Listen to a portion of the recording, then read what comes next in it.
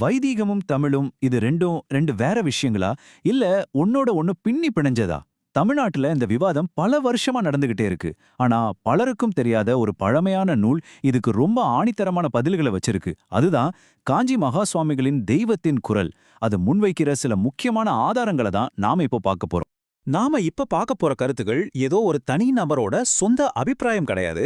20ஆம் நூற்றாண்டின் மிகப்பெரிய ஆன்மீக ஆளுமைகள்ல ஒருத்தரா மதிக்கப்படுற காஞ்சி மகாசுவாமிகளின் போதனைகளோட தொகுப்பு இது. சரித்திரத்தையும் மொழியையும் இலக்கியத்தையும் அவர் எந்த கண்ணோட்டத்துல பார்க்கறாருன்னு புரிஞ்சுக்கிறது தான் நம்மளோட நோக்கம். சரி, நேரடியா விஷயத்துக்கு வருவோம். இந்த வைதிக மரபுங்கிறது தமிழ் மண்ணுக்கு வெளியிருந்து வந்ததா இல்ல இது நம்ம ரத்தத்திலேயே நம்ம கலாச்சாரத்தோட வேர்லயே ஊர்ன ஒரு விஷயமா? இந்த ஒரு கேள்விக்கான பதில தான் நாம சரித்திரத்தோட பக்கங்கள்ல இருந்து தேட போறோம். முதல்ல சரித்திர புத்தகங்களை புரட்டி பார்ப்போம். ஏன்னா வெறும் வார்த்தைகளை விட செயல்கள் தானே ரொம்ப வலிமையானது. அந்த வகையில தமிழ்நாட்டை ஆண்ட நம்ம மன்னர்களோட செயல்கள், அவங்க வெளியிட்ட சாசனங்கள்லாம் என்ன சொல்லுதுன்னு பார்க்கலாம். கரிகாலச் சோழன் தமிழர்களோட பெருமைக்குரிய மன்னன். அவர் வெளியிட்ட ஒரு சமஸ்கிருத கல்வெட்டு இது. அதோட அர்த்தம் என்ன தெரியுமா? வேத வழியில நடக்கிறவங்கள பாதுகாக்கிறது தான் என்னோட சாசனம். இதுக்கு எதிரா இருக்கிறவங்க என் எதிரிகள். யோசிச்சு பாருங்க, இது வெறும் ஆதரவு இல்ல, இது ஒரு அரச கட்டளை.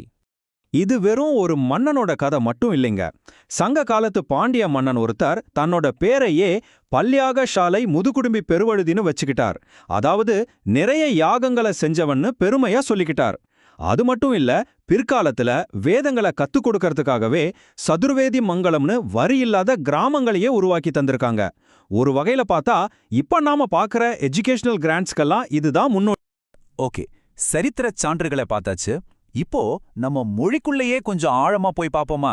ஏன்னா ஒரு கலாச்சாரத்தோட ஆன்மாவையே அதோட மொழியில தான் பார்க்க முடியும். அந்த வகையில நம்ம தமிழ் மொழி என்ன ரகசியங்களை உள்ள வச்சிருக்கு?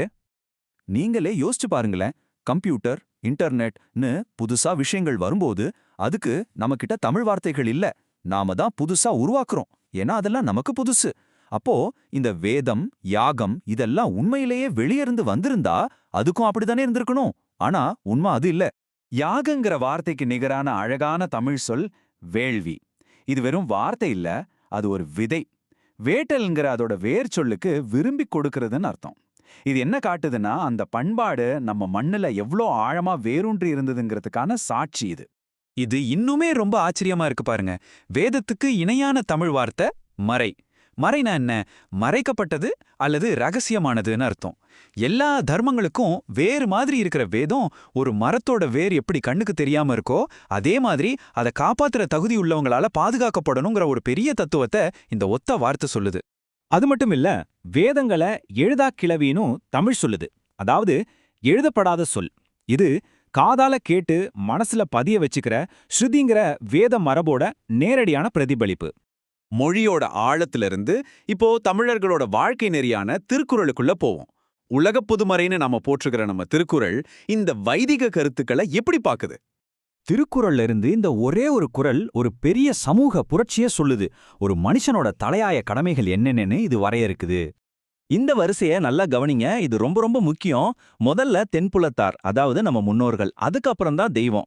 இந்த வரிசை வைதிக மரபுல பித்தர்களுக்கு, அதாவது முன்னோர்களுக்கு கொடுக்கப்படுற முக்கியத்துவத்தை அப்படியே காட்டுது. முன்னோருக்கான கடமைகளை செஞ்சதுக்கு அப்புறம் தான் தெய்வ வழிபாடு.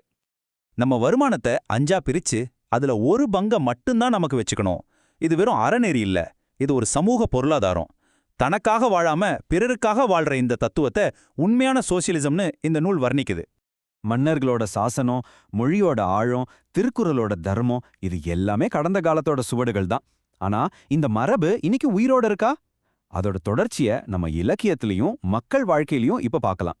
இந்த மரபு வெறும் பண்டிதர்களோட ஏடுகள்ல மட்டும் முடங்கி கிடக்கல.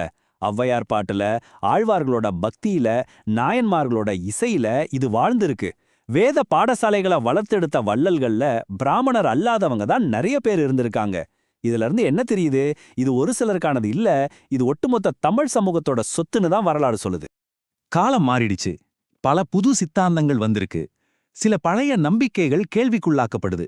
இந்த சூழல்ல தெய்வத்தின் குரல் முன்வைக்கிற இந்த வாதங்கள் எந்த அளவுக்கு பொருத்தமானவை? இந்த மரபுகளோட தாக்கம் இன்னைக்கும் நம்ம கிட்ட தொடருதா, இல்ல இது வரலாற்றோட ஒரு பகுதியா மாறிடுச்சா? இந்த கேள்விக்கான பதில் உங்க ஒவ்வொருத்தரோட சிந்தனையில இருக்கு. இந்த கண்ணோட்டம் உங்களுக்கு சில புதிய சிந்தனைகளை தந்திருக்கும்னு நம்புறோம். இது மாதிரி இன்னும் ஆழமான விளக்கங்களுக்கு மறக்காம எங்க சேனலுக்கு சப்ஸ்கிரைப் பண்ணுங்க. அடுத்த பதிவில் சந்திப்போம். நன்றி.